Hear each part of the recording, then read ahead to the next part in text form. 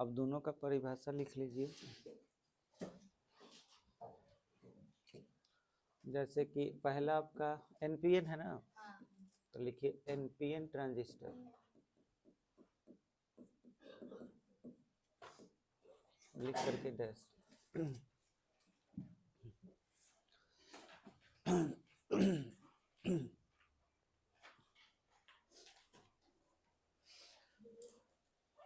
यदि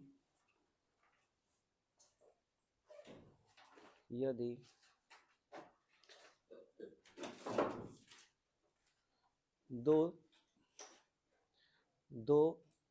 N type अर्धचालक के बीच में यदि दो एन टाइप अर्धचालक के बीच में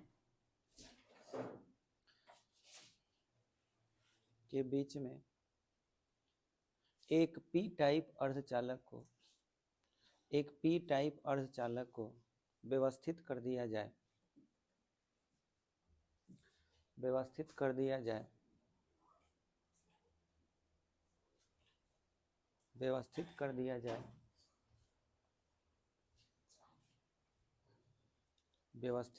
जाए तो उसे एनपीएन ट्रांजिस्टर कहते हैं। व्यवस्थित कर दिया जाए तो उसे एनपीएन ट्रांजिस्टर कहते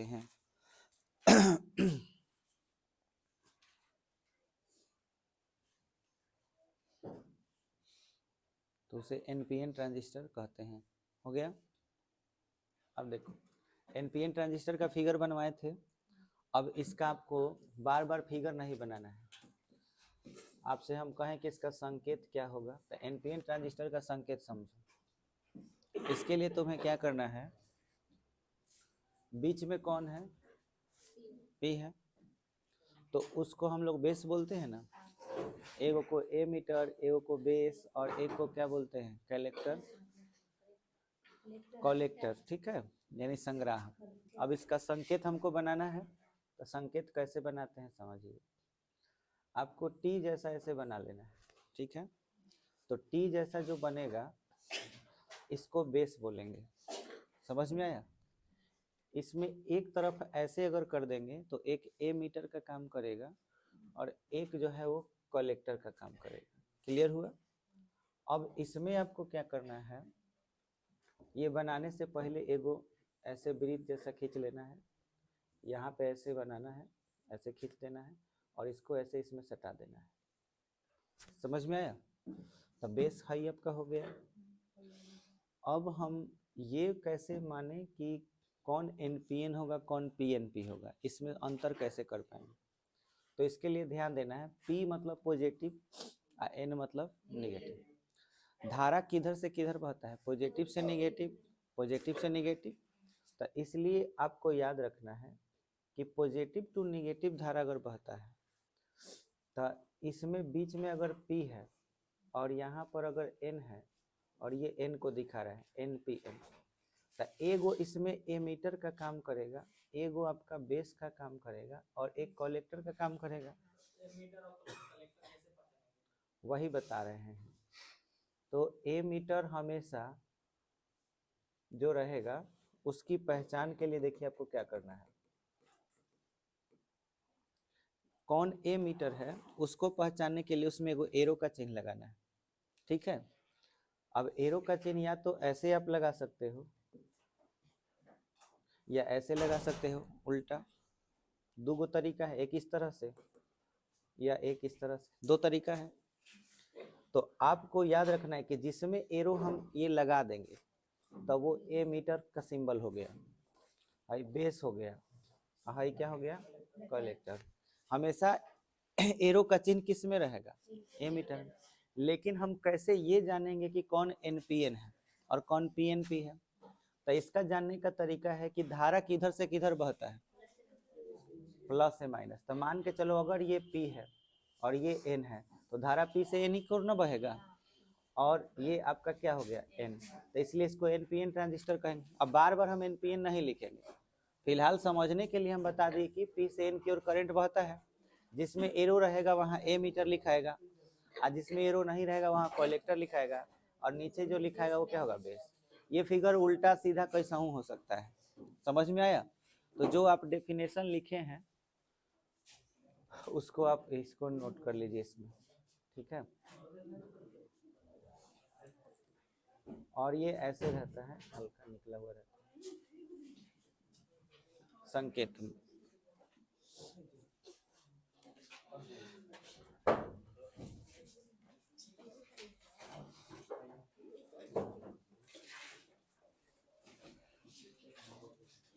अब आप पीएनपी ट्रांजिस्टर लिखकर डैश दीजिए, पीएनपी ट्रांजिस्टर लिखकर डैश।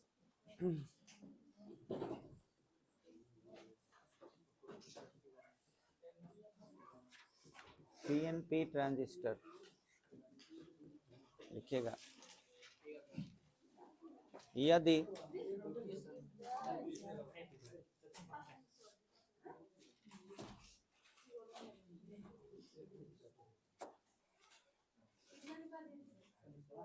एनपीएन हो गया, चलिए पीएनपी लिखिए अब। यदि दो पी टाइप अर्धचालक, यदि दो पी टाइप अर्धचालक, यदि दो पी टाइप अर्धचालक के बीच में, यदि दो पी टाइप अर्धचालक के बीच में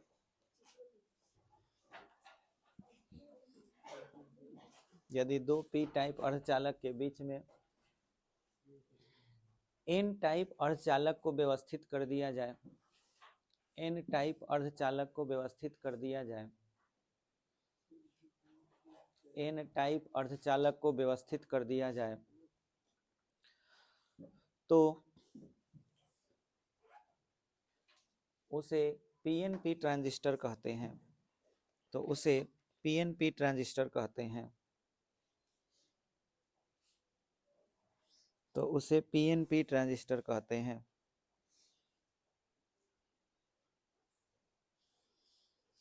तो उसे पीएनपी ट्रांजिस्टर कहते हैं। हो गया। अब इसका सिंबल देखो बनाना है, तो मुझे क्या करना होगा, ऐसे एक सर्किल बना लेंगे, एक बेस बना लेंगे और इस तरह से ऐसे मिला देंगे। हमारा ये जो सिंबल हुआ, थोड़ा सा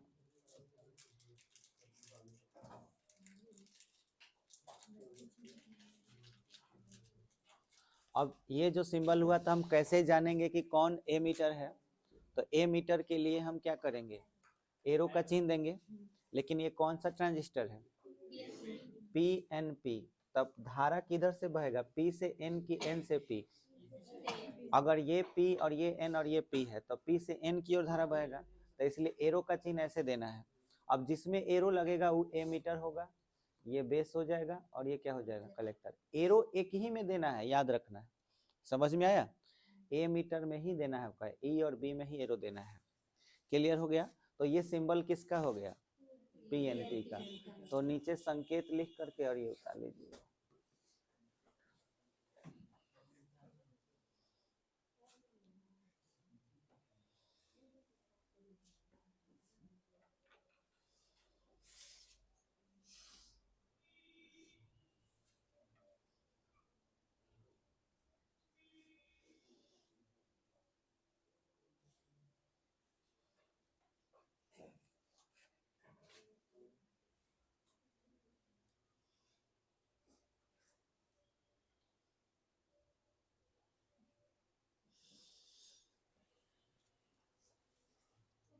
हो गया।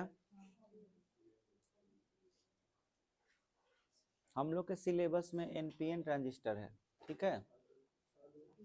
एनपीएन ट्रांजिस्टर आपको खाली ऐसे ही मतलब डेफिनेशन वगैरह समझ लेना कि हाँ ऐसा हो सकता है। और एनपीएन ट्रांजिस्टर में कॉमन बेस कॉमन एमीटर है, तो उसको हम लोग देखेंगे कि वो क्या होता है।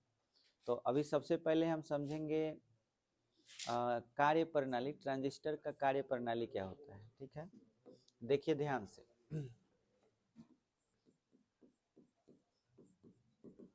ट्रांजिस्टर का कार्य प्रणाली। ट्रांजिस्टर काम कैसे करता है? सबसे पहले हम एक ट्रांजिस्टर लेते हैं। हमारे पास ट्रांजिस्टर कितने हैं? दो। एक एनपीएन है और एक क्या है? पीएनपी है। ठीक है, तो हम मान के चले कि एनपीएन ट्रांजिस्टर लिए। अब एनपीएन ट्रांजिस्टर अगर ले रहे हैं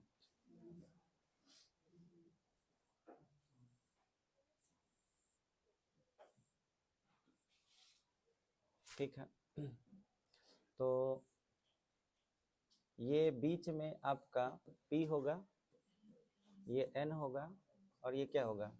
N होगा। ठीक है, इसमें बहुत सारे इलेक्ट्रॉन होंगे,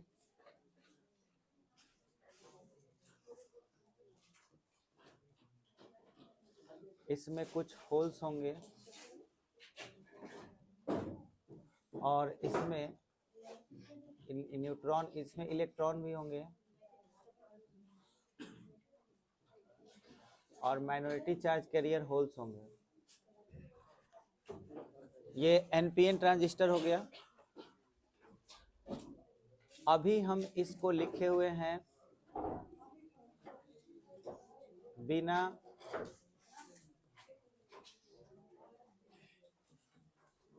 बायसिंग किए हुए।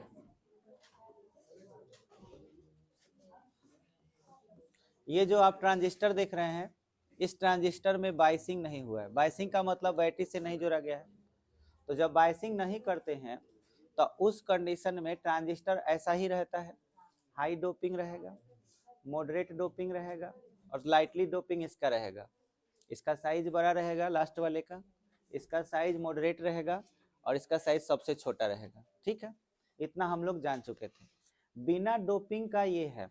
अब अगर इसको हम डोपिंग कर, सॉरी बिना डोपिंग है, बिना बाइसिंग का ये फिगर है। जब बाइसिंग करेंगे तो क्या होगा इसको समझते हैं। तो इसी को हम फिर से अब बाइसिंग करने के बाद लिखेंगे। बाइसिंग करने के बाद क्या होगा उसको समझते हैं।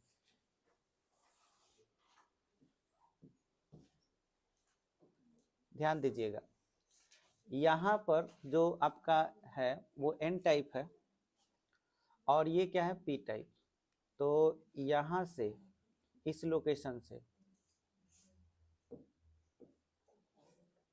इस लोकेशन से एक तार निकाले, इस लोकेशन से एक तार निकाले और हम N को N से जोड़ दिए, मतलब कि बैटरी के निगेटिव टर्मिनल से जोड़ दिए। एक बैटरी लिए और बैटरी का कौन सा टर्मिनल यूज किए? निगेटिव। ये निगेटिव हो गया, ये क्या हो गया? पॉजिटिव।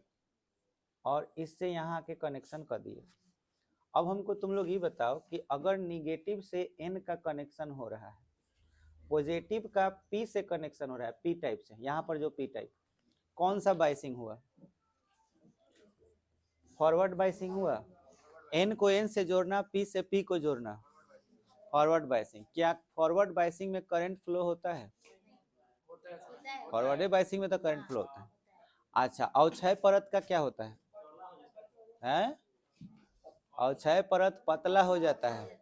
और रिवर्स बाइसिंग में तो याद रखें। तो यहाँ देखिए N और P के बीच में हाई जो लाइन है वो क्या है? ये एक अवक्षय परत होगा। चलो यहाँ मोटा थोड़ा सा कर दे रहे हैं। सेम साइज का ये भी होगा। अब हमको ये बताओ, ये जो हम बनाए हुए हैं ये अवक्षय परत दोनों है।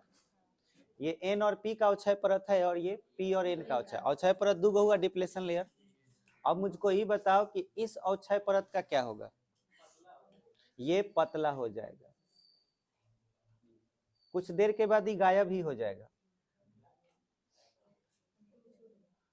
करंट फ्लो होगा तो कुछ देर के बाद ये टूट जाता है। इसके बाद ये बताइए कि ये तो पतला हो गया, लेकिन इसका क्या होगा? अभी कोई प्रभाव नहीं पड़ा। अब हम क्या कर रहे हैं कि यहाँ से एगो कॉमन वायर निकाल रहे हैं। कॉमन को सिंबल में अर्थिंग से दिखाया जाता है। माने अर्थिंग अगर बना दिए तो समझ लो कि एक एगो तार में दो गो जोड़ा गया है। बात बुझाया? तो यहाँ पर नीचे अर्थिंग जैसा दिखा देंगे तो एक का चीज को दिखाएगा? Common wire. कॉमन वायर का मतलब पी टाइप में से ही एगो तार निकाले, उसके बाद एगो कहाँ से निकाल रहे हैं, एन टाइप में से, ये निकाल लिए। इसमें तनी एगो बड़ियार बैटरी जो रहे का कि रिवर्स बाइसिंग है, तो उसके अपेक्षा हमको इधर बड़ियार बैटरी चाहिए, ठीक है। तो यहाँ रिवर्स बाइसिंग करना है, तो यहाँ एन है, यहाँ क्या है, पी है, और इसके बाद एन है, तो एन से हमको किसको जोड़ना होगा, पॉजिटिव को, यानी बड़ा से फिर छोटा फिर बड़ा फिर छोटा फिर बड़ा, ऐसे ही ना, और ऐसे जोड़ दिए। तो ये प्लस था और ये एन टाइप था, है ना। तो एन से आपका प्लस जुड़ा हुआ है, एन से प्लस जुड़ा हुआ है, निगेटिव टू पॉजिटिव, तो ये कौन सा बाइसिंग हो गया। अब बताइए इस अवक्षय परत का क्या होगा, ये अवक्षय परत कितना चौड़ा होगा, इस बात की बात करते हैं। ये जो कॉमन वायर जोड़ा गया है, इसमें करंट किधर से बहेगा, प्लस से माइनस की माइनस से प्लस, प्लस से माइनस। मतलब देखिए यहाँ आपका प्लस है और ये क्या है, माइनस, तो करंट ऐसे बहेगा, बात हो जाए, देखो ऐसे ये करंट फ्लो हो रहा है और इस तरह से एगो करंट बहना शुरू हो जाएगा, ऐसे। क्लियर हुआ। यहाँ पे करंट बहना शुरू हुआ, उसी दौरान जैसे ही हमने यहाँ रिवर्स बाइसिंग किया, तो रिवर्स बाइसिंग करने का मतलब हुआ कि इस जगह पर एन से किसको जोड़ देना, प्लस को जोड़ देना। तो प्लस को जैसे ही जोड़ेंगे तो प्लस किसको खींचना चाहेगा, माइनस, यानी कि इलेक्ट्रॉन को खींचना चाहेगा। जब इलेक्ट्रॉन को जब ये खींचना चाहेगा तो धक्का किसको देना चाहेगा, होल को, तो होल उधर जाना शुरू करेगा। उसी वक्त इधर से इसको जोड़ा गया है, तो हाई और क्षय परत धीरे धीरे क्या होगा, चौड़ा। और दूसरा चीज कि इस कनेक्शन के वजह से ये ना इसके दोगुना चौड़ा हो जाएगा, क्योंकि हमने इसका भी सपोर्ट ले लिया, उधर का भी सपोर्ट ले लिया। तो होगा क्या कि डबल वोल्टेज मिल गया, जिसके वजह से इसकी चौड़ाई दोगुनी हो जाएगी। मतलब अभी इसका प्रतिरोध 10 ओम है, इसका भी प्रतिरोध अगर 10 ओम है, मान लेते हैं थोड़ा देर के लिए, तो कनेक्शन करने के बाद ही कई ओम का हो जाएगा, 10 ओम का लगभग 20 से भी पार कर जाएगा, डबल हो जाएगा। एक्यूरेट माने नहीं होता है, लेकिन इतना वो हो जाएगा। तो इसकी चौड़ाई जो होगी वो बहुत ही ज्यादा हो जाएगी। ये कितनी गुनी हो जाएगी, दोगुनी। मतलब इसका प्रतिरोध इसमें आ जाएगा। समझ में आया। इस लोकेशन पर क्या हुआ, प्रतिरोध का ट्रांसफर हुआ, प्रतिरोध का ट्रांसफर। प्रतिरोध को इंग्लिश में क्या कहते हैं, रजिस्टर, रजिस्टर्स कहते हैं, रजिस्टर, ठीक है। रेजिस्टेंस मतलब भी प्रतिरोध होता है। तो यहाँ पे क्या हुआ, ट्रांसफर, ट्रांसफर ऑफ रजिस्टर, यही ना हुआ। अब गौर से देखना जरा, यहाँ पर ट्रांसफर हुआ है रजिस्टर का, तो इसमें इस छूट गया, सॉरी,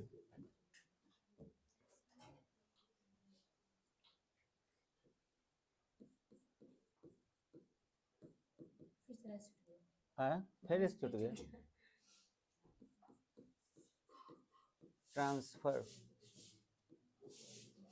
ऑफ रजिस्टर। अब आप गौर से देखिए यहाँ पर ये वाला लाइन, ठीक है, और ये वाला, इतना दूर अगर खत्म कर दें तो बताइए इस वर्ड को ऐड करेंगे, ट्रांस, और यहाँ पे क्या है, प्लस ISTER, इसको साथ में ऐड कर दो, ये वाला वर्ड और ये वाला वर्ड, तो क्या हो जाएगा, ट्रांजिस्टर। तो कैसे बना ट्रांजिस्टर, वर्ड ट्रांजिस्टर नाम कहाँ से आया, तो ट्रांसफर ऑफ रजिस्टर के वजह से। तो अब आप समझ गए होंगे कि वास्तव में हमारा ये जो ट्रांजिस्टर है किस चीज का काम करता है, प्रतिरोध को ट्रांसफर करने का काम करता है। बात समझ में आ गया। अब ध्यान से समझिए कि इसमें टोटल करंट का समीकरण क्या होता है, इसमें करंट कितना बहता है, कौन से करंट बहते हैं। देखिएगा जरा, इसमें करंट का समीकरण क्या होगा, एक धारा इधर से इधर आ रही है, ऐसे है ना, जैसे प्लस से माइनस की ओर, ये धारा किसमें इन कर रहा है, पी टाइप में। क्या इसका नाम बेस है, इसका नाम एमीटर है और इसका नाम कलेक्टर। अगर हम तुमसे कहें कि धारा किधर से किधर जा रही है, तो हम ये बोल सकते हैं कि धारा जो है बेस में इन कर रही है ना। ए मीटर से कहाँ बेस कर रही है, बेस में।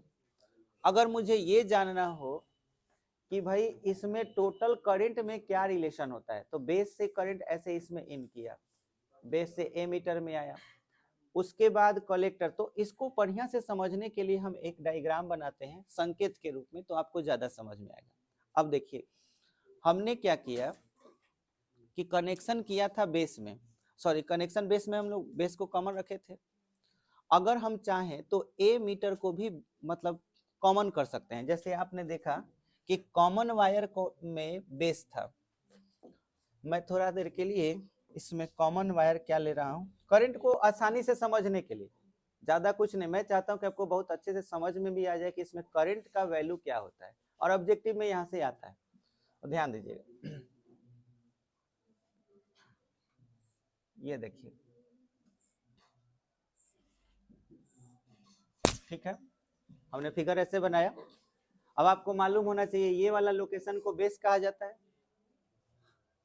अब ए मीटर और कलेक्टर बनाना है, तो ए मीटर अगर मैं यहां बना लेता हूं, इसको ए मीटर मान लेता हूं, ठीक है, इसको, तो हम एनपीएन ट्रांजिस्टर ले रहे हैं। अगर एनपीएन ले रहे हैं तो करंट ऐसे होगा, एनपीएन, पी से एन की ओर। अगर ये पी है, ये क्या है, एन है, और ये क्या है, एन, तो ये जो आपका डायरेक्शन होगा ये कलेक्टर हो गया, और एन हम इसको इधर लिख दे रहे हैं, ये एन को दिखाएगा। अब ध्यान दीजिए, एनपीएन ट्रांजिस्टर हुआ, एनपीएन ट्रांजिस्टर में करंट का फ्लो पी से एन की ओर होगा, तो जिधर ए मीटर बनाना होता है उधर ही ना ई लिखते हैं, तो जिधर ए मीटर हमको लेना है उधर, सॉरी जिधर हमको करंट फ्लो होता है पी से एन की ओर, तो यहाँ पे ई लिख लिए। अब यहाँ से एक नीचे वायर लाए और इसको हम मान लिए कॉमन वायर, बात बुझाया। अब कॉमन वायर के लिए हम क्या दिखाते हैं, अर्थिंग दिखाते हैं। इधर से एक वायर निकल जाएगा, एक वायर इधर से निकल जाएगा, ठीक है। अब बताइए हम इस तरफ कौन सा बाइसिंग करेंगे, फॉरवर्ड बाइसिंग या रिवर्स बाइसिंग। आपको याद रखना है कि ए मीटर और बेस के बीच हमेशा कौन सा बाइसिंग होता है। यहाँ पे देखिए, ध्यान दीजिएगा, ए मीटर और बेस के बीच हमेशा कौन सा बाइसिंग, फॉरवर्ड बाइसिंग। अगर ऐसा नहीं करेंगे तो क्या ट्रांसफर ऑफ रजिस्टर होगा, नहीं होगा। इसीलिए हम लोग हमेशा क्या करेंगे, ई और बी के बीच हमेशा फॉरवर्ड बाइसिंग एवं सी बी के बीच, सी और बी के बीच रिवर्स बाइसिंग करते हैं, ये याद रखना है। तभी क्या होता है, ट्रांसफर ऑफ रजिस्टर। अब आप देखिए गौर से, बी और ई के बीच की बात हो रही है कनेक्शन का, तो कौन सा बाइसिंग करेंगे, फॉरवर्ड बाइसिंग। चलिए फॉरवर्ड बाइसिंग के लिए पी से है तो आप पी से जोड़ेंगे, यानी प्लस, और ये निगेटिव, बोलो ऐसे जुड़ जाएगा, कौन सा बाइसिंग हो गया, फॉरवर्ड बाइसिंग। अच्छा, इसके बाद सी और ई के बीच, सी और, यहाँ देखिए गड़बड़ लिखा गया है, यहाँ सी और क्या लिखाएगा, क्यों होगा, कनेक्शन साफ दिख रहा है एकदम। देखिए तो सी का तार किस में आके जुटेगा, ये ना ई है, ई वाला वायर में सी को जोड़ेंगे तो सी और ई में हमेशा कौन सा बाइसिंग होगा, तो रिवर्स बाइसिंग के लिए ये एन है, तो एन है तो किससे जुड़ेगा, एन है तो प्लस से जुड़ेगा ना जी, पी है तो पी से जुड़ा। अब यहाँ एन है तो किससे जुड़ेगा, यानी कि यहाँ पे पॉजिटिव रहेगा, negative positive, negative positive, negative positive. इसमें थोड़ा सा ज्यादा वोल्टेज का बैटरी आपको लेना है। एक मिनट, यहाँ पर एक और होगा ऐसे निगेटिव। अब ठीक है, ये हो गया रिवर्स बाइसिंग। अब थोड़ा सा करंट के समीकरण को समझते हैं कि करंट कैसे बहता होगा। फॉरवर्ड बाइसिंग में करंट बहने के लिए, फॉरवर्ड बाइसिंग में करंट ऐसे ही ना बहेगा प्लस से माइनस की ओर। देखिए यहाँ प्लस है तो करंट ऐसे घूमते हुए जाएगा इस तरह से। तो बोलो इधर जो करंट बहेगा वो कहाँ जा रहा है, बेस में जा रहा है। तो बेस में जो करंट जाएगा इसका नाम हम क्या दे देंगे, IB। इस करंट का नाम क्या होगा, IB। फॉरवर्ड बाइसिंग में तो ऐसे ये घूमेगा और एक तरफ इधर का जो आपका जंक्शन है P और N के बीच का जो अवक्षय परत है, P और N के बीच का अवक्षय परत चौड़ा हो गया है, लेकिन इस के बीच का अवक्षय परत क्या हो गया है, पतला हो गया है। तो इधर करंट आपका बहेगा लेकिन रिवर्स बाइसिंग में नहीं बहेगा। तो करंट आपका IB ऐसे घूमते हुए P से N की तरफ ऐसे क्रॉस करते हुए IB यहाँ पे आ जाएगा, ऐसे यहाँ पे नीचे की तरफ एक करंट आ जाएगा, कौन सा, IB। लेकिन इधर से अगर देखा जाए, इस तरफ से देखा जाए तो यहाँ पे आपका प्लस है और यहाँ पे क्या है, माइनस। माइनॉरिटी चार्ज कैरियर और आप जानते हैं मेजॉरिटी चार्ज कैरियर, दो तरह के चार्ज कैरियर होते हैं। अगर हम ये देखें तो इसमें बहुत सारे इलेक्ट्रॉन भी हैं और होल भी हैं। अगर इलेक्ट्रॉन के वजह से करंट फ्लो नहीं हो रहा है तो उसके अपोजिट कौन होता है, होल। तो होल के वजह से थोड़ा सा करंट फ्लो होता है, आपको याद होगा, ये मैंने बताया था। तो रिवर्स बाइसिंग में करंट फ्लो होता तो है पर किसके कारण होता है, माइनॉरिटी चार्ज कैरियर के कारण। जैसे आप हमें ये बताइए ये कौन सा टाइप है, एन टाइप। एन टाइप में माइनॉरिटी चार्ज कैरियर और मेजॉरिटी चार्ज कैरियर बताइए। मेजॉरिटी चार्ज कैरियर कौन होता है, एन टाइप में इलेक्ट्रॉन। तो माइनॉरिटी चार्ज कैरियर कौन होगा, होल। तो इसमें करंट्स होल की वजह से फ्लो होगा। अब वो करंट ऐसे यहाँ पे होते हुए ऐसे आएगा, तो बोलिए ये करंट C का हुआ, तो इसमें जो करंट फ्लो होगा वो क्या होगा, IC। और ये भी ऐसे बहते हुए इस रास्ते से वापस आएगा, लेकिन इसका मान बहुत कम होगा, किसके तुलना में, IB के तुलना में, क्योंकि ये फॉरवर्ड बाइसिंग का करंट है और ये किसका, रिवर्स बाइसिंग का। तो ये रिवर्स करंट हो गया। बोलो क्लियर हो गया। अच्छा, ये ऐसे बहते हुए अगर यहाँ पे आता है, इस लोकेशन पे आता है, तो यहाँ कितने करंट हो गए, दो। एक हो गया IB और एक क्या हो गया, IC। दोनों की दिशा एक ही तरफ है, तो किरचॉफ के नियमानुसार दोनों करंट कितना हो जाएगा टोटल, IB प्लस IC। लेकिन ये किस में फ्लो हो रहा है, E में फ्लो हो रहा है। तो हम बोलेंगे कि IE का वैल्यू किसके बराबर होगा, IB प्लस IC। ये बहुत ही इंपॉर्टेंट, ये ट्रांजिस्टर में धारा का समीकरण हो गया, ट्रांजिस्टर में धारा का समीकरण। अब आपसे पूछा जाए कि ट्रांजिस्टर में धारा का समीकरण क्या होता है, तो एमीटर में बहने वाली धारा बेस की धारा और कलेक्टर की धारा के योगफल के बराबर होता है। ये बात आपको याद रखना है। ये ट्रांजिस्टर का कार्य प्रणाली हो गया। बोलिए क्लियर हो गया बात एकदम। अब आपको देखिए क्या समझना है, ट्रांजिस्टर में ट्रांजिस्टर के विन्यास,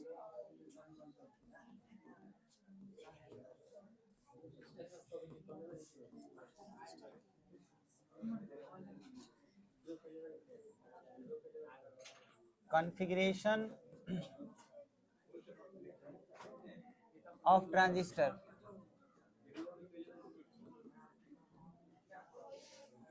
आप ध्यान से सुनिए, कॉन्फ़िगरेशन ऑफ ट्रांजिस्टर में क्या समझना है।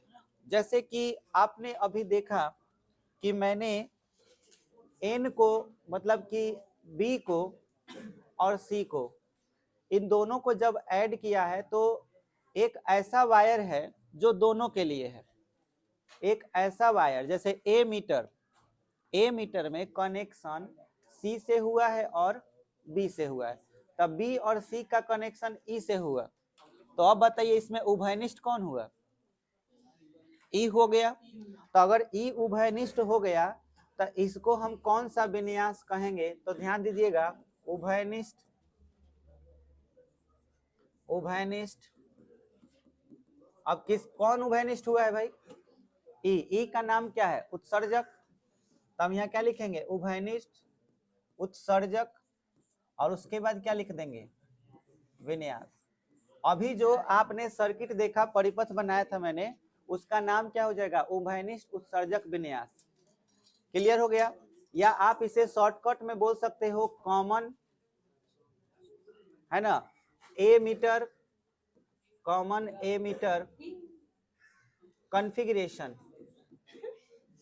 ठीक है, कॉमन एमीटर कॉन्फ़िगरेशन मतलब एमीटर को क्या रखा गया है, कॉमन रखा गया है। अब हम आपसे ये बोले कि अब बताइए और किसको कॉमन किया जा सकता है। उभयनिष्ठ केवल उत्सर्जक को कर सकते हैं, बेस को भी तो कर सकते थे। तो हमारा यहाँ पे और दूसरा क्या हो सकता है, कॉन्फ़िगरेशन, उभयनिष्ठ, उभयनिष्ठ, और उसके बाद क्या हो जाएगा, आधार विन्यास, ये भी तो हो सकता है। अच्छा, दूसरा, ये दूसरा नंबर वाला इधर में लिख रहे हैं, 2 नंबर में क्या हो सकता है, उभयनिष्ठ आधार विन्यास। अच्छा, तीसरा नंबर क्या हो सकता है, उभयनिष्ठ संग्राहक विन्यास। संग्राहक मतलब कलेक्टर, मतलब ई में अगर दोनों को जोड़ेंगे तो ए मीटर कॉमन हो जाएगा, बी में दोनों को जोड़ेंगे, हाँ, तो हम सब बना रहे हैं, एगो आप लोगों में से एगो लड़के को बुलाएंगे, एगो लड़के को फिगर बनाने के लिए। ठीक है, ध्यान से देखना। जैसे मान के चलो मुझे कोई भी सवाल बनाना है, जैसे 3 गो है, अब हम कोई भी, तुम लोग इसमें से कोई एक पसंद कर लो, पहला, दूसरा, तीसरा, कोई भी बोलो, कौन सा बताएं। हम सब नहीं बनाएंगे, एक एक कोनो बनाएंगे। जैसे मान के चलो ये बनाना है, उभयनिष्ठ उत्सर्जक विन्यास। तो उत्सर्जक एमीटर को कहते हैं, यानी कि हमको तार जो जोड़ना है, ध्यान रहे, एगो ऐसे खींच देंगे, यही वायर में दोनों तरफ कनेक्शन होगा, जैसे इधर और इधर कनेक्शन होगा। तो कनेक्शन जब दोनों तरफ होता है तो इसको काथी से, अर्थिंग से दिखाते हैं। चलिए, ई वायर आपको काथी में जुड़ने वाला है, उत्सर्जक में। उत्सर्जक का मतलब क्या हो गया, ई में जुड़ने वाला है। तो हई वायर कहां से आएगा, ई से आएगा। अब आपको हई वाला चिन्ह के बारे में अच्छी तरह जानकारी होना चाहिए कि हई बी होता है ना, इसमें से एक ई होगा और एक आपका क्या होगा, सी होगा। ई वही हो सकता है जिसमें एरो लगा हुआ हो, लेकिन याद रहे एरो ऐसे भी हो सकता है, और उसके अलावा एरो ऐसे भी हो सकता है, पर दोनों में फर्क बताइए क्या है। धारा इधर जा रहा है, यानी कि P से N की ओर है, इसका मतलब ये NPN है, इसमें इधर की ओर है तो इसका मतलब PNP है। बात बुझाया? तब फिगर इसमें कई किस्म का हो सकता है, 2 किस्म का, एगो NPN का हो सकता है, एगो PNP का। तो बोलिए NPN का बना दे कि PNP का बना दे, हम कोई एक बनाएंगे, बाकी एगो तुमसे बनवाएंगे। ठीक है, कौनों ले लें। चलिए, तो हम यहाँ पे लिख ले रहे हैं PNP का मतलब, चलिए PNP ही ले लेते हैं। तब PNP में हम PNP में कॉमन ले रहे हैं, ये चीज हम ले रहे हैं। ठीक है, तब PNP के लिए अब देखिए, ए मीटर कॉमन है, तो तनी उल्टा बनाना होगा ताकि ए मीटर में यहाँ कनेक्शन कर सके। तो उल्टा बनाने का मतलब कुछ इस तरह से, ऐसे। अब इसी को ए मीटर बनाना है, तो PNP मतलब ये P है, तो करंट ऐसे होगा, समझ में आया, PN और P, तो करंट ऐसे हो गया। अब बताओ, ये आपका ए मीटर हो जाएगा, ये वाला, तो ये ए मीटर हो गया। ये क्या हो जाएगा, बेस, तो बेस से एगो वायर निकाल लो ताकि इसमें लिया के तुम क्या कर सको, कनेक्शन। लेकिन बी और ई में कौन सा मतलब बाइसिंग होता है, अभी बताए हैं, फॉरवर्ड बाइसिंग। फॉरवर्ड बाइसिंग है, तब बोलो ई अगर पी है, यह अगर एन है, ये अगर पी है, अगर ये एन है, तो यहाँ एन से ही जुड़ेगा निगेटिव से, और ये क्या हो जाएगा, पॉजिटिव, आके यहाँ कनेक्शन हो गया। कनेक्शन कहूँ गड़बड़ाना नहीं चाहिए, नहीं तो गड़बड़ हो जाएगा। अब यहाँ पे सी हो गया। अब इस वायर को लाइए, यहाँ पे कौन सा बाइसिंग कीजिएगा, देखिए ये P है, ये N है, ये P है। तो अगर ये P है तो रिवर्स बाइसिंग के लिए इसको N से जोड़ना होगा, तो माइनस प्लस फिर माइनस, फिर इसमें तनी बड़ियार बैटरी देना होगा, minus plus minus plus, connection हो गया। तो इसको कहेंगे, हाँ, उभयनिष्ठ उत्सर्जक विन्यास किसमें? पीएनपी में। वही अगर आपसे हम एनपीएन कहते तो बोलिए कहाँ बदलाव होता? आए 3 जगह बदलाव होगा। कहाँ कहाँ बदलाव होगा समझो। बैटरी में चेंजिंग आ जाएगा, हाई दोनों में। अगर मान के चलो एनपीएन करते तो हाई एरो इधर हो जाएगा, हाई एरो। आप पी एनपीएन करने से यहाँ पी आ जाएगा, तो पी आ जाने की वजह से यहाँ प्लस और यहाँ नीचे क्या करना होगा? माइनस। यहाँ पे देखो एनपीएन करोगे तो यहाँ एन आ जाएगा, तो यहाँ पे ऊपर प्लस करना होगा, नीचे क्या करना होगा? माइनस। तो इस तरह से वो किसका हो जाएगा? एनपीएन का। बोलो क्लियर हो गया? तो तुम एगो हम बना दिए पीएनपी का, तो एगो तुम खुद से अपना बनाना किसका? एनपीएन का। एगो और बोलो कोई बता देते, जैसे इसमें से यही बताए संग्राहक वाला। चलो संग्राहक वाला तो सही है, खाली इसी को उलट देना है। हाँ ये है उलट जाएगा, खाली ई के जगह पर सी आ जाएगा, सी के जगह पर ई आ जाएगा, चीजवा सब वही रहेगा। दोसर का है, ये बच गया आधार। बहुत बढ़िया। देखिए आधार को कॉमन करना है तो पहले वायर ऐसे आएगा और यहाँ से एगो कनेक्शन जाएगा, एगो कनेक्शन इधर। आधार यानी कि बेस को यहाँ पे नीचे लाना है, तो इसका मतलब हुआ कि ऐसे होगा, इस तरह से। देखो बेस को डायरेक्ट कॉमन बना दिए। अब ए मीटर एगो बनाना है, एगो क्या बनाना है? कलेक्टर। तो कलेक्टर वाला रिवर्स वाइसिंग इधर आता है, तो हाई सी ले लेंगे और हाई क्या ले लेंगे? ई। अब इसका कनेक्शन अगर हमको करना है और इसका कनेक्शन करना है तो एरो देना होगा, तो इसको क्या लोगे? पीएनपी के एनपीएन में, कानों में कर दें? आप बोलिए, आपकी इच्छा। एनपीएन ले लिए, एनपीएन में तो एगो पीएनपी आप लोग खुद से कर लीजिएगा। तो एनपीएन में क्या होगा? ये एन, ये पी है और ये क्या है? तो करंट ऐसे फ्लो होगा, तो एरो ऐसे होगा। अब आप ध्यान दीजिए, यहाँ से कनेक्शन जब हम ला रहे हैं तो चूंकि ये पी है और ये क्या है? एन, तो निगेटिव टू निगेटिव करेंगे, तो निगेटिव और ये क्या चीज? पॉजिटिव। तो ये फॉरवर्ड बाइसिंग हो गया। चलिए अब इसके बाद यहाँ रिवर्स बाइसिंग करना है, तो एन पी एन, तो एन से आपको क्या होगा? प्लस को जोड़ना होगा, तो प्लस माइनस फिर प्लस माइनस, ऐसे कनेक्शन हो जाएगा और ये हो गया आपका कनेक्शन। बात बुझाया? तो इस तरह से हम लोग ये विन्यास बनाते हैं। सर्किट कई तरह से बनाया जा सकता है, अब बताओ। 6 तरह से। एगो एनपीएन का, एगो पीएनपी का, है ना? तो हर एनपीएन में 3 तरह से, पीएनपी में भी 3 तरह से, तो टोटल कई गो सर्किट हो गया? तो 6 गो सर्किट तुमको खुद से अपना से घर से बनाना है। हम अभी डरवाए हैं कि बुलाएंगे तभी समझोगे, ठीक है? तो समझ लिए। हाँ अब सुनो, ये पीएनपी का कह दिए हैं, तो इसमें एनपीएन का खुद से बना लेना। तो 2 गो फिगर इसमें बनेगा, 2 गो फिगर इसमें बनेगा और 2 गो इसमें बनेगा, ठीक है? नहीं बुझाए तो वीडियो देख देख करके बनाइएगा। बना लोगे? अब हमको लगता है कि हाई नहीं बना पाएगा तुम, बना लोगे? चलो नोट कर